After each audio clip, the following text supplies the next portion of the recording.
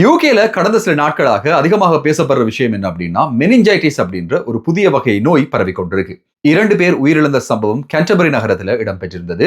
ஒரு பாடசாலை மாணவர் உட்பட இன்னும் ஒரு பல்கலைக்கழக மாணவியும் இதுல உயிரிழந்த சம்பவம் பதிவாகி இருந்தது. இந்த மெனிஞ்சைட்டிஸ் அப்படின்றது ஒரு வகையான மூளை காய்ச்சல். இந்த மூளை காய்ச்சல் பரவக்கூடிய ஒரு நோயாக இனம் காணப்பட்டிருக்கு.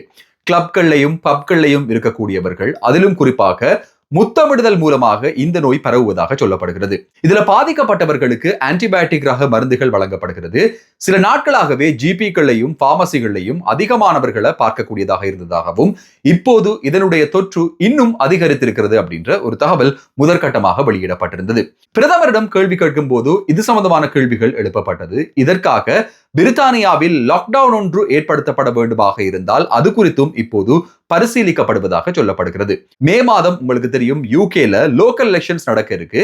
இந்த லோக்கல் எலெக்ஷன்ஸுக்கு முன்னதாக கூட மக்களை பாதுகாக்க வேண்டிய முயற்சிகளையும் அதற்கான நடவடிக்கைகளையும் நான் எடுப்பேன் அப்படின்ற ஒரு தகவலையும் பிரித்தானிய பிரதமர் கியர் ஸ்டார்மர் வழங்கியிருந்தார். இது குழந்தைகளையும் மாணவர்களையும் வெகுவாக பாதிக்கிறது.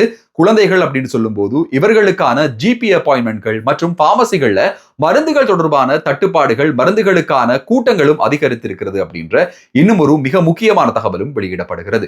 பாடசாலைகள் மூலமாக இதற்கான மருந்துகளை வழங்கக்கூடிய திட்டமும் இப்போது முன்னெடுக்கப்பட்டிருக்கிறது. ஏற்கனவே ஈரானுக்கும் உலக நாடுகளுக்கும் இடையில நடக்கிற யுத்தம் காரணமாக பிரித்தானியாவில் அதிக அளவிலான ஒரு பொருளாதார நெருக்கடி ஏற்படும் அப்படின்ற ஒரு எதிர்ப்பு கூறலும் விடுக்கப்பட்டிருந்தது.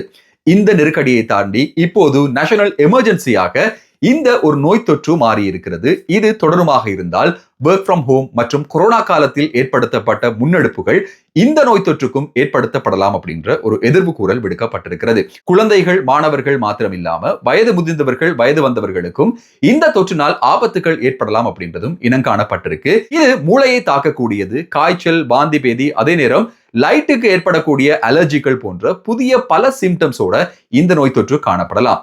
உங்களுடைய பிள்ளைகளுக்கும் உங்களுக்கும் இப்படியான நோய் தொற்றுக்கான அறிகுறிகள் இருக்குமாக இருந்தா உடனடியாக உங்களுடைய ஜிபிக்களை தொடர்பு கொள்ளுங்க அப்படின்ற ஒரு தகவலையும் பிரித்தானியாவினுடைய சுகாதாரத்துறை பொதுமக்களுக்கு அறிவித்திருக்கிறது.